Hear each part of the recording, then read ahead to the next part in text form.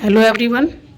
तो सब अच्छे होंगे उम्मीद करते हैं। और आज है हमारी सीरीज़ का डे 9 एग्ज़ाम बीट सीरीज़, जो किसी भी एग्ज़ाम के लिए हेल्पफुल है। आपको डेली टारगेट देने के लिए कि आपको क्या कब कैसे पढ़ना है, कहाँ से पढ़ना है, ठीक है। सारी चीज़ें इस सीरीज़ में बताई जाती हैं। और जो इस वीडियो को पहली बार देख रहे हैं वो सभी, मैं आपसे रिक्वेस्ट है कि मेरी कि आप डे 1 से देखें, ठीक है। डे 1 से आएँ जिससे कि कोई चीज़ आपकी छूटे नहीं। सी आप कभी भी देख रहे हैं ये वीडियो, कभी भी आपको मिलती है ये, तो आप प्ले लिस्ट में जाइए। एग्जाम बीट नाम से एक प्ले लिस्ट बनी हुई है, उसमें सीरीज़ बनी हुई है पूरी, वहाँ से शुरू कीजिए, ठीक है, डे 1 से। तो आज शुरू करते हैं इंग्लिश की बात कि इंग्लिश में आज हमें क्या करना है। देखो, प्रोनाउन को हमें पढ़ते हुए 3 दिन हो चुके थे और मुझे उम्मीद है कि प्रोनाउन ख़त्म हो गया होगा। अगर किसी का रह भी गया हुआ तो वो मुझे कमेंट बॉक्स में बता सकता है। अगर तो फिर मैं उसको जिस दिन, जैसे रिवीजन वाले जो दिन होता है उस दिन आप उसको थोड़ा बहुत मैनेज कर सकते हैं, ठीक है। और ना तो आज मैंने देखो प्रोनाउन का है मॉक बताया है, उसमें काफ़ी चीज़ें आपकी कवर हो जाएंगी, ठीक है।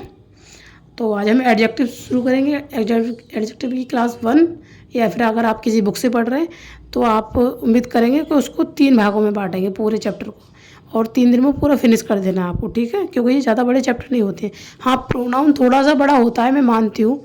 तो उसको क्या करना है ना कि मतलब ज़्यादा कंपटीशन में ज़्यादा टाइप वगैरह तो पूछता नहीं है, और उन्हीं चीज़ों को पढ़ने में हमें टाइम लगता है। तो जो इम्पोर्टेंट रूल है उन्हें अच्छे से पढ़ लेना है, अगर आप बिगनर नहीं हो तो।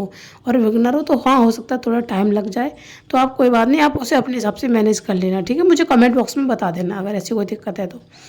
और सिनोनिम्स आपको 25 करनी है, जैसे अब तक हम करते आ रहे हैं, और इडियम्स 20।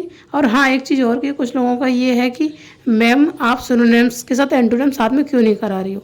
तो देखो, मेरा ये है कि सिनोनिम और एंटोनिम को अलग में समझती नहीं, क्योंकि एंटोनिम्स कोई अलग वर्ड थोड़ी ना होते हैं, वो भी सिनोनिम ही होती है किसी न किसी का। क्योंकि अब जैसे सिनोनिम है, अगर हमें गुड पता है और बैड का मतलब पता है तो हमें भी पता है कि अच्छे का मतलब बुरा ही होता है, उल्टा जो बोलेंगे तो फिर सीधा है कि अगर हम सिनोनिम्स के अकॉर्डिंग सारी चीज़ें हैं एक तरफ से याद कर लेंगे तो हमें उनके एंटोनिम अपने आप ही याद हो जाएंगे जब हमें उनका मीनिंग पता होगा। तो जैसे अभी हम लगातार सिनोनिम्स कर रहे हैं, फिर लगातार एक तरफ से एंटोनिम कर लेंगे। तो ऐसा नहीं है कि हमें ये अलग अलग इनको याद करना है, नहीं, बस आपको मीनिंग पता होना चाहिए उसका, ठीक है।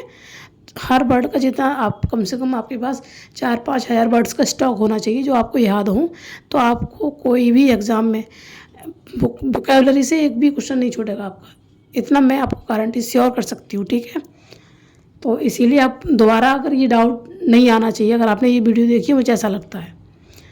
और ईडीएम आपको 20 करने हैं, और वही 1 वर्ड सब्स्टिट्यूशन 15, ओके।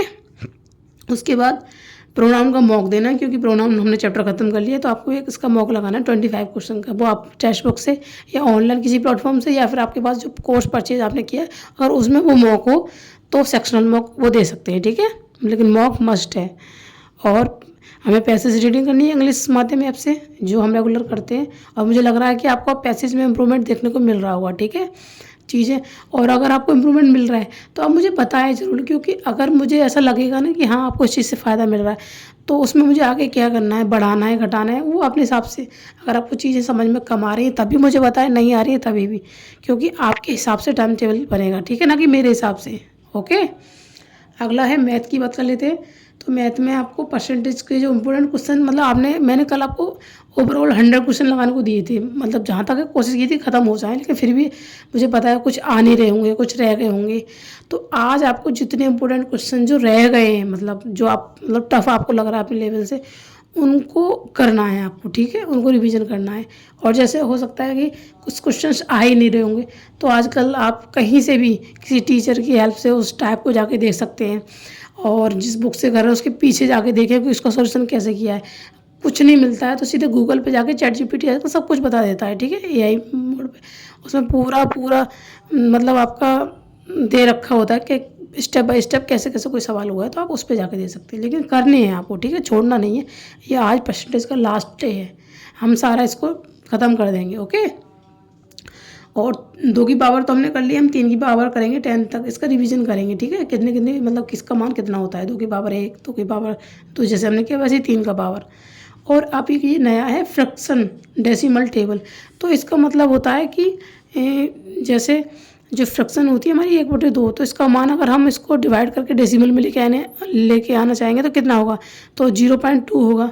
तो इसी तरीके से आपको ये सारे आज लिखे, अभी मेरे पास वो बुक नहीं है, मैं आपको दिखाऊंगी अगले वीडियो में कि आपको कहाँ, मतलब मेरे पास बुक है उसमें सारी चीज़ें लिखी हुई हैं, ठीक है। तो अगर आपको ये नहीं है तो आप गूगल पे से कर सकते हैं, इसको पूरा चार्ट बना आ जाएगा तो याद कर सकते हैं। लेकिन हाँ, अगर आप अपने हिसाब से उसको डिवाइड करके बाकायदा और तब लिखते हैं तो जल्दी याद हो जाएंगी चीज़ें, ठीक है। तो आपको ऐसा ही करना है, आपको पहले उतारनी है सारी फ्रैक्शन, उनके बाद उनको डिवाइड करके वैल्यू उनकी दशमलव जो बोलते हैं हिंदी में उस तरीके से लिखनी है, ठीक है। ये आता है।